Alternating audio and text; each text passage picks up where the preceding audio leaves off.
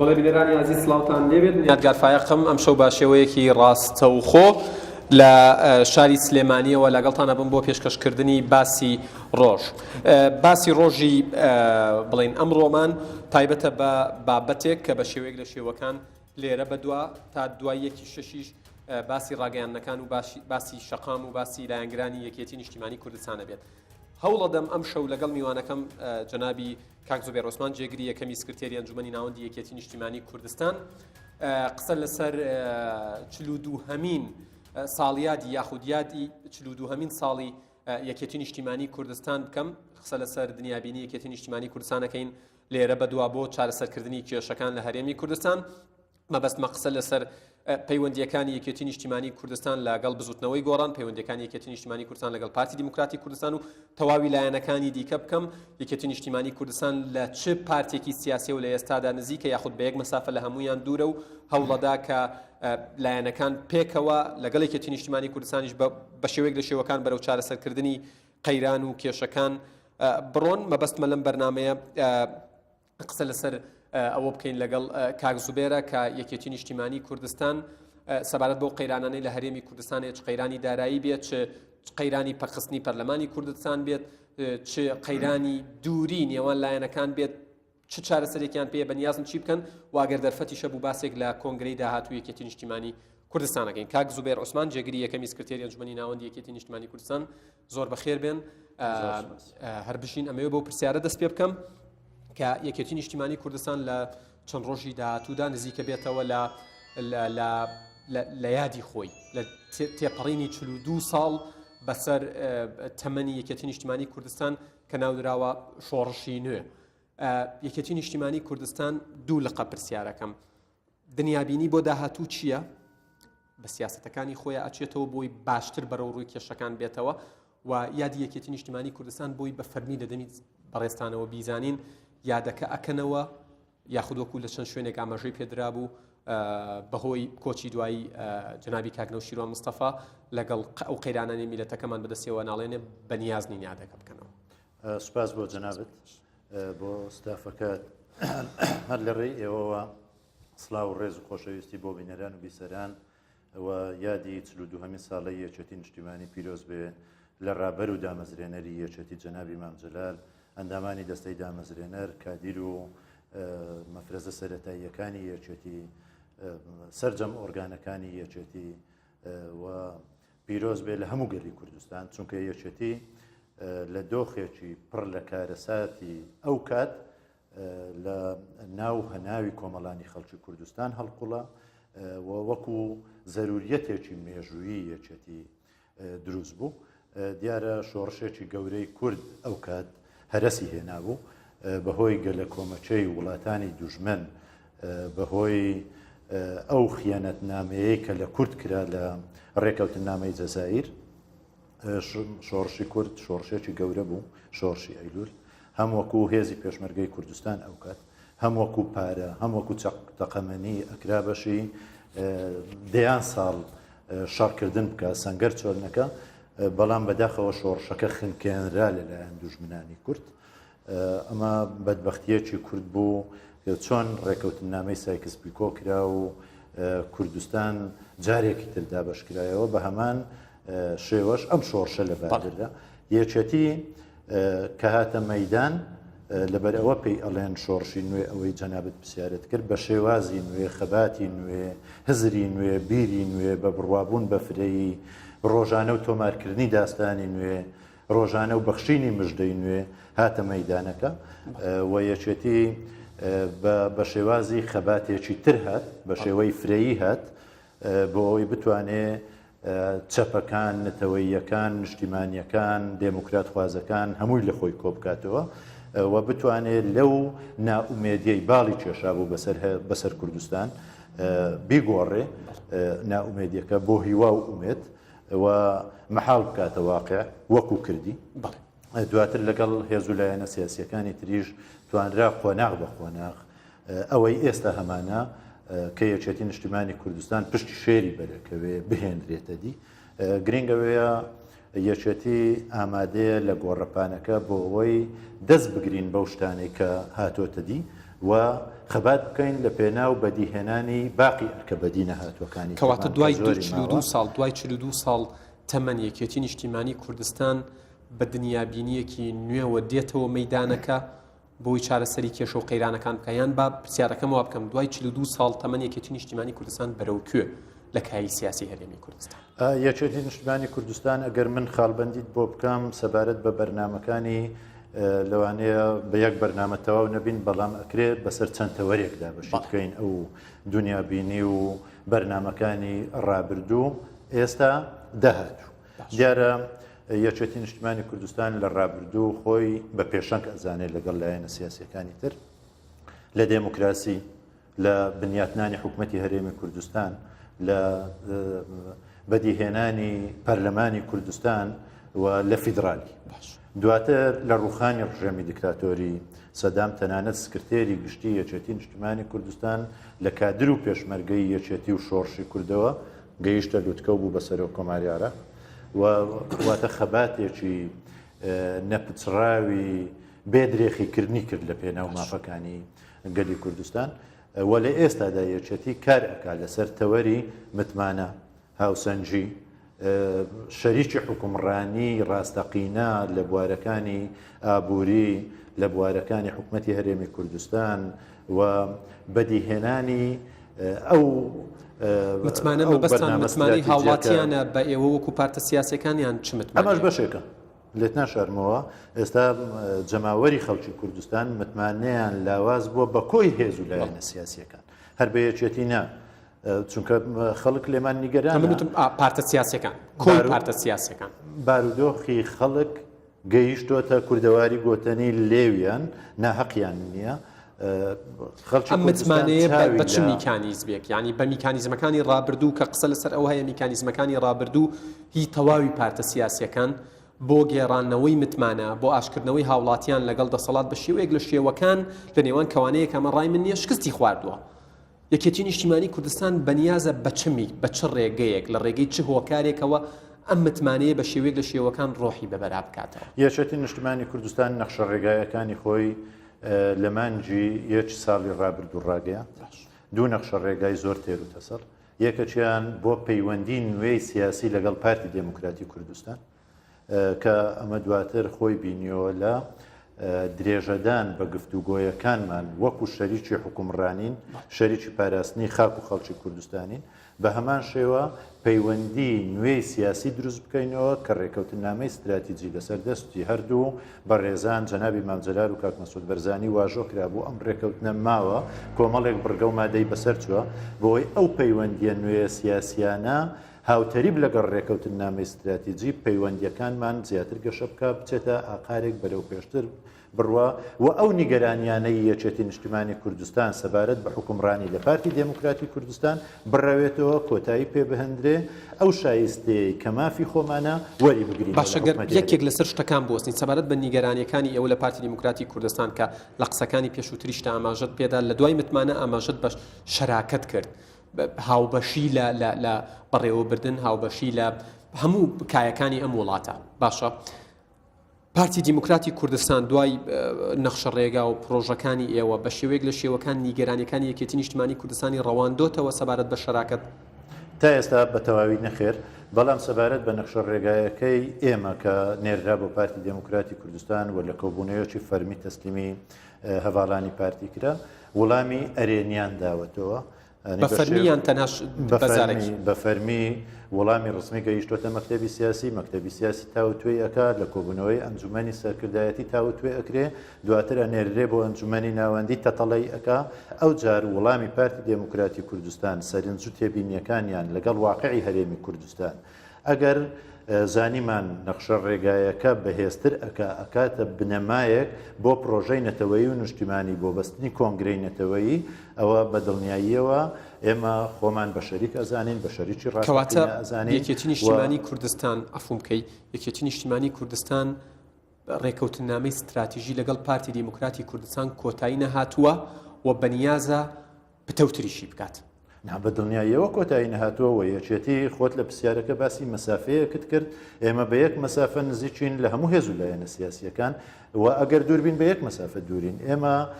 نە لەگەڵ پارتین دژ بە بزوتنەوەی گۆڕان و هێز و لایەنەکانی تر نە لەگەڵ گۆڕان و هێز و لایەنەکانی ترین دژ بە پارتی دموکراتی کوردستان پارتی و گۆڕان ئەم خەمەیان لا ڕەویوەتەوە کاریگەر و گەورە و لە بن نەهاتووین و ئەمانەوێت پەیوەندیەکی باشمان هەبێت لەم دۆخە لەگەڵ گۆڕان لەگەڵ پارتی دموکرات لەگەڵ هێز و لایەنەکانی تر کاتێکەوە لە گۆڕانەوە نزیکن ئەو یەک ڕیزیە دروست بکەین کە بەداخەوە ئێستا درزی تێکەوت باشە کاتێک ئێوە بە شێوەیەک لە شێوەکان لە مێدیاکانەوە هەستی پێکرێکێتی نیشتیمانی کوردستان لە پارتیەوە نزیکە بە شێوەیەک لە شێوەکان لە ناو بزوتنەوەی گۆڕان نیگەرانی دروستە بێت کاتێک لە گۆڕانەوە نزیکن بە شێوەیەک لە شێوەکان لە ناو پارتی دیموکراتی کوردستان نیگەرانیەک دروستە بێت یەکێتی نیشتیمانی کوردستان سەرکەوتوو بۆ لەوەی پارتی و گۆڕان تێبگەێنێت کە پەیوەندی لەگەڵ پارتی بۆ گۆڕان مەترسینیە پەیوەندی لەگەڵ گۆڕان بۆ پارتی مەترسینیە ئەوە سیناریۆی زۆر هەیە بۆ ئەم بابەتە لێکدانەوەی زۆر هەیە تەفسیر و تەویلی زۆر هەیە بەڵام هەردوو بۆچوونەکە هەڵەیە ئێمە نە لە پارتی نزیکین دژ بە گۆڕان نە لە گۆڕان نزیکین دژ بە پارتی دموکراتی کوردستان وەکو گوتم یەکێتی هێزێکی گەورە و هێزێکی کارە و کاریگەرە لەم قۆناغەشدا بە هەمان شێوە بۆ ناوخۆی یەکێتی بەرنامەمان هەیە بۆ هەرێمی کوردستان بەرنامەمان هەیە بۆ هێزە هەرێمایەتی و دراوسەیەکان بەرنامەمان هەیە لەگەڵ عێراق بەرنامەمان هەیە نەخشە ڕێگامان هەیە و بەرنامەی استراتیجیمان هەیە بەڵام گرنگ ئەوەیە بتوانین کێشەی سیاسی لایەنە سیاسیەکان چارەسەر بکەین پەرلەمان کارا بکرێتەوە دێنە سەر باسی پەرلەمان یەکێکە لە تەوەرەکانی من بە شێوەیەک لە شێوەکان بۆ بینەرت ڕوون کردەوە پەیوەندیەوە لەگەڵ پارتی چۆنە لە دوای کۆچی کاگنە و شیروان مستەفا ڕێخەری گشتی بزوتنەوەی گۆڕان یەکێتی نیشتیمانی کوردستان هەر لە ڕۆژی یەکەمەوە تا ڕۆژانی دواتر چەند جارێک دەست پێشخەری کرد بۆ یەکگرتنەوە لەگەڵ بزوتنەوەی گۆڕان لە ڕۆژانی دواتردا لە هەندێک جار فەرمی و هەندێک جار لە ئاستی کادری باڵای بزوتنەوەی گۆڕان ئەم پێشنیازە ئەم اختراحە ڕەت کرایەوە و پێیان باش نەبووتیان باشتر وایە کار لەسەر جێبەجێکردنی ڕێکەوتنەکە بکەین کە بە حزوری هەرێک لە جەنابی مام جەلال و جەنابی خاڵی خۆش بوو کاگنە و شیروان مستەفا ئیمزا کراوە واژۆ کراوە پەیوەندی یەکێتی نیشتیمانی کوردستان لە ئێستادا لەگەڵ بزوتنەوەی گۆڕان دوای کۆچی دوای ڕێخەرەکەیان پەیوەندیەکی چۆنە هەر لەم بەرنمەیە ئەمەوێت درود بنێرم بۆ گیانی پیرۆزی هەردوو هەڤاڵی دەستەی دامەزرێنەر کاک نۆشێروان و کاک دکتۆر کەمال فواد کە دوو هەڤاڵی دەستەی دامەزرێنەر دوو سەرکردەی دیاری گەلەکەمان بوون بەداخەوە ئێستا لە ناومان نەماون و سەری ڕێز و نەوازش بۆ شەهیدانی کورد و کوردستاندا ئەنوێنم دیارە سەبارەت بە قۆناغەکانی سەردەمی کاک نۆشێروان و قۆناغی دوای کاک نۆشێروان دوو قۆناغی لێکچیان ئەوە لەلایەکی تر لە سەردەمی کاک نۆشێروانیش چەند سیناریۆیەک هەبوو سیناریۆیەک هەبوو پێیان وابوو ڕێکەوتن نامەی سیاسی نێوان یەکێتی نیشتیمانی بزوتنەوەی گۆڕان بۆ ئەم قۆناغە کافیە و پێویست بە یەکگرتنەوە و پێویست بەوە ناکە درێژەی پێ بدرێ بە قۆناغەکانی تر ئەوە یعنی بنەمایەکەی لە چێوە سەرچاوی گرتبوو لەوەی ئەو هەڤاڵانەی کە ئێستا بزوتنەوەی گۆڕانیان دروست کردووە بەشێکی زۆریان لە ناو یەکێتی ڕۆڵی ئەکتیڤ و کارە و کاریگەریان هەبوو چوونەتە دەرەوە کەواتە پێویست ناکە یەکتر بگرینەوە سیناریۆی تر هەبوو کە مادام ئێمە ڕێکەوتن نامەی ئیداریمان هەیە ڕێکەوتن نامەی سیاسیمان هەیە زۆربەی بیر و بۆچوونەکانمان لە یەکەوە نزیکە لەسەر بابەتەکان هاو هەڵوێست و هاوبۆچێنین کەواتە بۆ دوو حیزبی جیاوی دەبێت یەکتر بگرینەوە بەشێک ئەوەی یەکێتی نیشتیمانی کوردستان بە فەرمی تەبەنیەکە کامیانە یەکگرتنەوەیان پێشخستنی ڕێکەوتنەکە بەڵێ دێمە سەری وڵامەکەت بەتەواوی دەمەوە بەشێک لە کادیرەکانی هەردوو لامان پێیان وابوو ڕێکەوتنەکە نەماوە و پێویست ناکە یەکتر بگرینەوە بەداخەوە ئەوە بەشێک لە هەڵپەرستەکان بوون کە بەرژەوەندی شخصی خۆیان خست بووە سەروی بەرژەوەندی میلەتەکەشمان سەروی بەرژەوەندی یەکێتی و گۆڕانیش بەڵام زۆرینەی هەڤاڵانی کەوادیر و ئۆرگانەکانی یەکێتی و گۆڕانیش پێیان وابوو پێویستە زەمینە سازیەکی باش بکرێ قۆناغ بە قۆناغ و خاڵ و بڕگە و مادەکانی ڕێکەوتنەکە جێبەجێ بکرێت دواتر بینە سەر یەکگرتنەوە واتە دوای قۆناغ و دوای زەمینە سازی بۆ قۆناغەکان بگەین یەکگرتنەوە کە ئەمە بوو و ئێستاش کار لەسەر ئەوە کرێت لە بەهۆی کۆمەرجی کاک نۆشێروان ئەمەوێ پرسیارەکەی پێش وەڵام بدەمەوە یەکێتی یادی 42 ساڵی خۆی ئەکاتەوە لە ڕاگەیانەکان بە وتار لە سەرجەم میدیا بەڵام هیچ ئاهەنگێکی شادی بەخش ناچێڕێ بەهۆی مەرجی کاکنەوشێروانەوە ئەجینای ئەمە یادەکەمان ئەەکەینەوە یادەکەت تەنها لەسەر ئاستی مێدیاکانتانە بێ بەڵێ بە دڵنیاییەوە و ماڵبەندەکان و ئۆرگانەکانی حیزبیش سەر ئەوی پێشراماژەی پێدرا بوو پێشوازیەکە لەلایەن گرانتان بەپێی تایبەتمەندی خۆیان بە شێوازی خۆیان سەردانی ماڵە شەهیدەکان ئەکان لە بارەگایەکانی خۆیان پێشوازی لە دۆست و ئەندام و لایەنگران و پارتە سیاسی بەڵام هیچ ئاهەنگێک ناگێڕن هیچ ئاهەنگێکی خۆشی بەخش ناکەین وەکو وەفایەک بۆ گیانی کاکنوشێروان کە ئەندامی دەستەی دامەزرێنەری یەکێتی نیشتیمانی کوردستان باش سەبارەت بە ئەوەی ئێستا لەگەڵ بزوتنەوەی گۆڕان تەڕح کراوە بەڵێ یەکێتی بەڕسمی لە پەیامەکەی و لە وتارەکەی بە بۆنەی ناشنی کاکنوشێروان تەرحی یەکگرتنەوەی کرد ئێستا تۆپەکە لە ساحەی گۆڕانە بۆچی ئەم تەرحەتان بە نامەنتیقی وەرگیرە کاک زوبێر لەلایەن ینی کادرانی بزوتنەوەی گۆڕانەوە مەبەستم ئێمە پێشتریش باسمان کرد بوو وەکو وتم ڕاستە قۆناغی سەردەمی کاکنوشێروان و دوای کاکنوشێروان دوو قۆناغی لە یەکترچیان بەڵام لە سەردەمی کاکنوشێروانیش لە نەخشە ڕێگایەکەی ئێمە چۆن لەگەڵ پارتی هەمان دوو جار ئاماژەت بە سەردەمی کاکنەوشیروان و سەردەمی دوای کاکنەوشیرواندا با من ئەم پرسیارە بکەم یەکێتی نیشتیمانی کوردستان لە مامەڵەکردن لەگەڵ بزوتنەوەی گۆڕان لە سەردەمی کاکنەوشیروان قۆناغێکی سەخت بووە یان لە سەردەمی دوای کۆچی کاکنەوشیروان مستەفا جارێ دوای کۆچی کاکنوشێروان مستەفا دەرنەکەوتووە ینی کاریگەریەکان و ئەوەی کاکنوشێروان بزانین هەواڵانی ڕێبازی کاکنوشێروان بە چه ئاراستەیە هەنگاوەنێن لەگەڵ یەکێتی نیشتیمانی کوردستان جارێ پۆل